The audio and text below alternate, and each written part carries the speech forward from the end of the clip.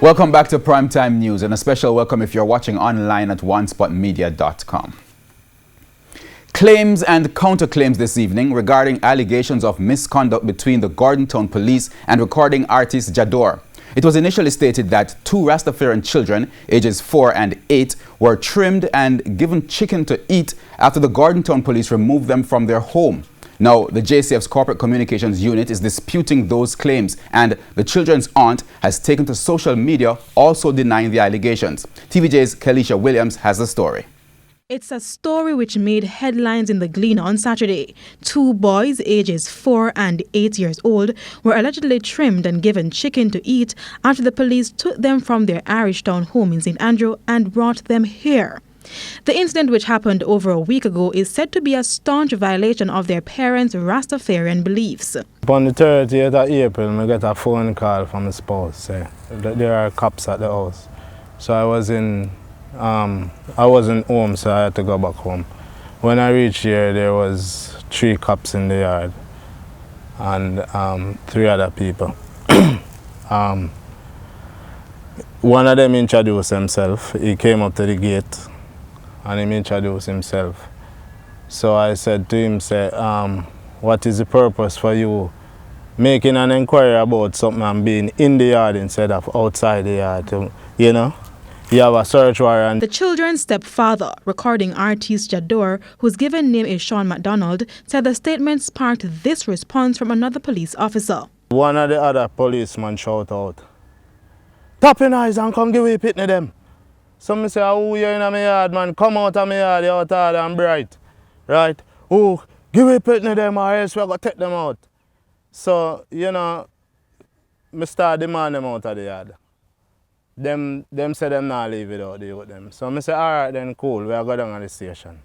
Them take the 2 youth them and go down to the station. Me and the mother now decide, say, we're going to follow them and go with them. But that's when things took a turn for the worse. First, he said the officers told him they got reports that the children were being mistreated and was taken out of school.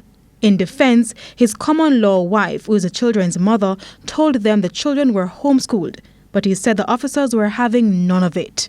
Come around the counter now and start to drag her, or pull her, or push her now. I say, go around this, go around this. So I hold her, because I have the baby in my hand. So I can't use one hand. So I take my time and I hold her. When I hold her now, I must say, let off her and push her and push her. When I push her now, I say, no man. I start to look on the man like he might get crazy. By the time I do that, the man swing and left and right in my jaw corner. I say, bloop. Thump me one thumb, so I move the baby quick, because I don't want the thumb catch the baby. Better the lick them catch me. So I do some easy move so with my foot. As a result, he said the cop pointed his gun at him and the others held him from behind and took the weapon from their colleague. He explained that he and his partner were taken in separate rooms, and after being questioned, he was charged for assaulting an officer. It was at that point he started inquiring about the children. See a man now we're coming at the yard. We did introduce him first. Introduce himself first, and when them call him, he say, "Oh, I send them go and cross the road, go and trim." So the sergeant said, "What you say?" You heard the officer saying that? Yeah, man, what you say, man? You see him here, the sergeant said, "What you say? Go for the man, pitney them. What you mean by you send them go and trim?" So the sergeant start get vexed now. So him go now and him say, "Sergeant, done trim already, you know." See? So the sergeant said, "Go for the man, pitney them. What you say?" So him send for the youth them now, then the youth them come back, no locks. I couldn't even look on them, because when I see them, my eye just full of water.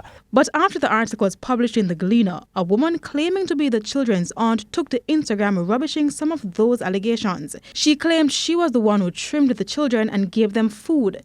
She explained that she got reports that the children were being mistreated and neglected, and being a concerned aunt, she reported the matter to the police.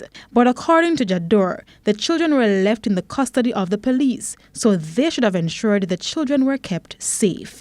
Kelisha Williams, TVJ News.